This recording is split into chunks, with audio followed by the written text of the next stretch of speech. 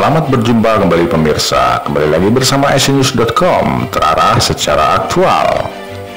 Beberapa menit ke depan kami akan memberikan kabar buat pemirsa, diantaranya Rumah Syukur layak huni dalam rangka tasyakuran Sumpah Pemuda dan lahirnya lagu kebangsaan Indonesia Raya ke-95.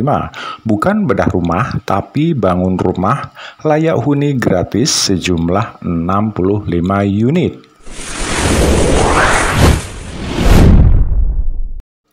Organisasi Pemuda Sidikiyah Front Ketuhanan Yang Maha Esa atau OPSID FKIME mensyukuri peristiwa Sumpah Pemuda dan lahirnya lagu kebangsaan Indonesia Raya dengan membangun 65 unit rumah gratis untuk saudara-saudara sebangsa dan setanah air Indonesia yang berhak mendapatkannya. Pembangunan 65 unit tersebut dimulai serentak pada 17 September 2023 atau 1 Rabiul Awal 1445 Hijriah, ditandai dengan syukuran peletakan batu pertama bangunan rumah. Program ini bernama Rumah Syukuran Layak Huni. Rumah layak huni yang tidak sekedar layak huni, berbeda dengan program bedah rumah yang banyak beredar. Program Rumah Syukur ini tidak hanya sekedar merenovasi rumah yang sudah ada, melainkan membongkar rumah lama yang sudah tidak layak huni dan membangun rumah tersebut dari awal. Meskipun berjudul layak huni, tetapi pembangunan ini tidak ala kadarnya. OPSID berpegang pada pendirian profesionalisme dalam pengabdian, maka untuk pengabdian di bidang rumah syukur ini, totalitas tersebut ditunjukkan dalam bentuk penggunaan material bangunan yang mewah dan konstruksi yang profesional. Kalimat yang perlu digarisbawahi adalah rumah syukur, bukan rumah layak huni. Karena jika memakai istilah layak huni, kesan persepsi yang muncul itu untuk masyarakat umum jadi tidak jelek juga tidak bagus. Padahal faktanya rumah-rumah yang dibangun oleh teman-teman OPSID se-Indonesia ini termasuk mewah. Bahkan ada yang mengomentari rumah tersebut layak jual. Berikut keterangan dari Bapak Mulyono selaku Sekretaris Dewan Pimpinan Pusat OPSID.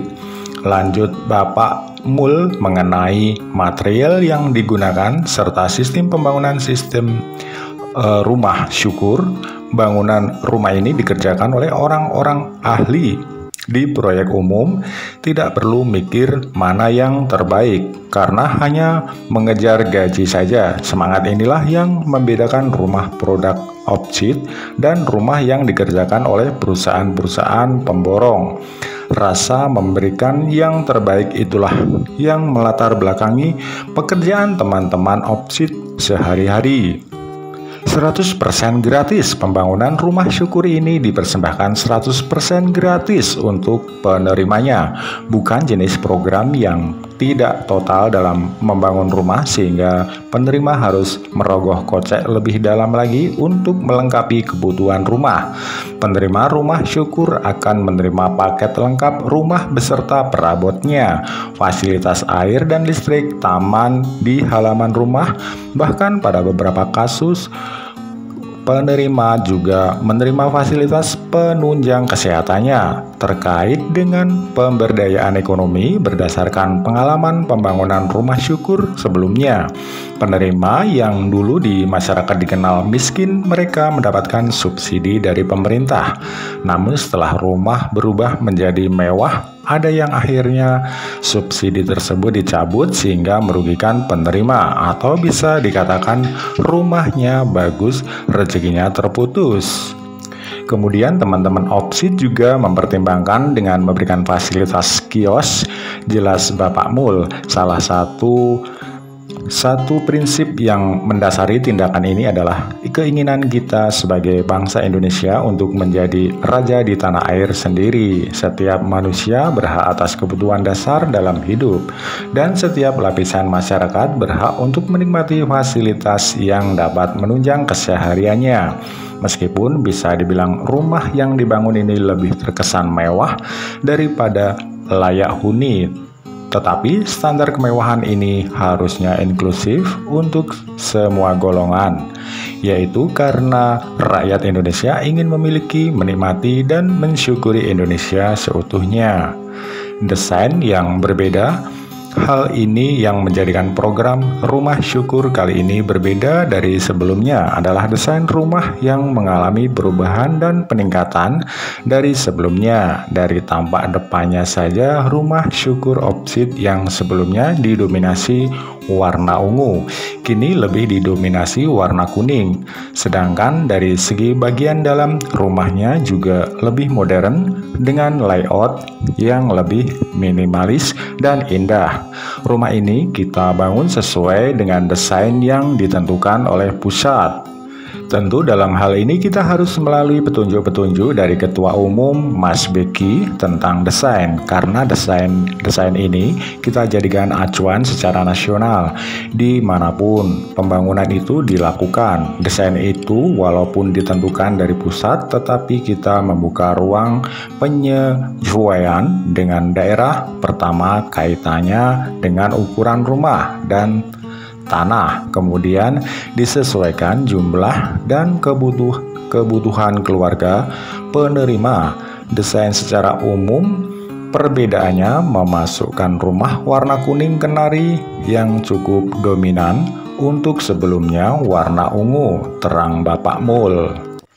Adapun pendanaan dari program Rumah Syukur Layak Huni yang bertempat di Jalan Batur Sari 2 RT 1 RW 5 Kelurahan Sawah Besar Kecamatan Gayam Sari yang tampak pada gambar tersebut ini, mengutip dari keterangan Bapak Mul, adalah berasal dari kemandirian para jiwa-jiwa Opsit dan juga warga Sidikiyah seluruh Indonesia Raya, dan khususnya juga ditunjang oleh PT Sehat Tentrem Jaya Lestari, perusahaan asal Sidikiyah yang bergerak di bidang tembakau. Bagaimanapun pembangunan rumah ini tidak terlepas dari sumber dana yang muncul dari ST, termasuk kemampuan dana dari daerah berperan sekali. Dari ST akan diberikan ke panitia pusat dalam bentuk dana motivasi 4 juta. Dan rokok ST untuk relawan.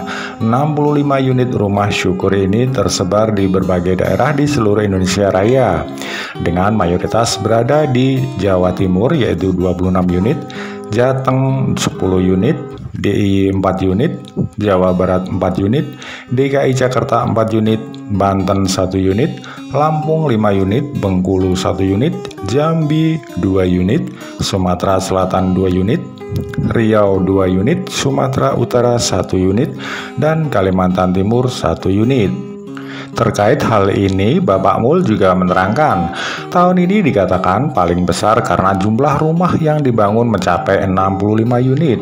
Perlu dicatat, program ini himbauan dari pimpinan Opsit untuk membangun ini dalam rangka Sumpah Pemuda dan lahirnya lagu kebangsaan.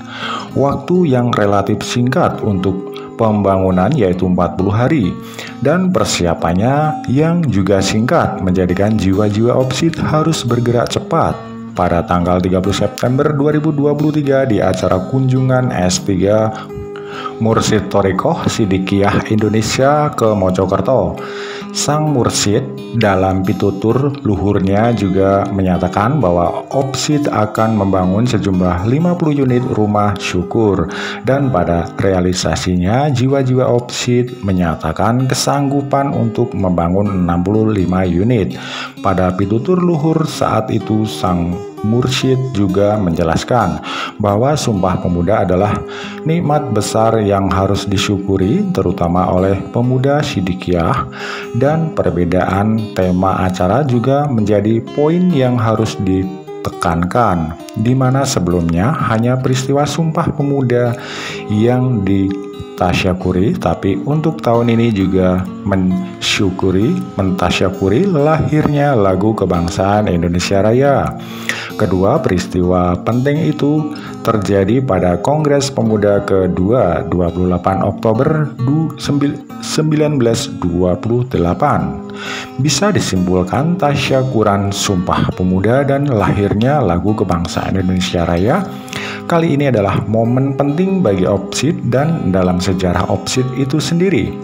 Selain karena aspek-aspek perbedaan tahun ini yang sudah dijabarkan di atas, dari jumlah rumah yang dibangun itu sendiri yaitu 65 unit merupakan angka terbesar rumah yang dibangun di satu event sepanjang sejarah berdirinya OPSID. Semoga tasyakuran Sumpah Pemuda dan lahirnya lagu kebangsaan Indonesia Raya ke-95 ini dapat menjadi momentum besar yang membawa kita pada kejayaan Indonesia Raya. Oke pemirsa, terima kasih telah mengikuti berita ini. Semoga Anda semua sehat, dimurahkan rezeki dan selalu dalam lindungan Allah Subhanahu wa Ta'ala. Bila suka dengan acara ini, silakan klik tombol like, subscribe, bunyikan lonceng notifikasi di bawah ini, dan silakan berkomentar agar tidak ketinggalan berita-berita dari kami selanjutnya. Salam sejahtera semua. Saya Hadi Purwono, ASN TV mengabarkan.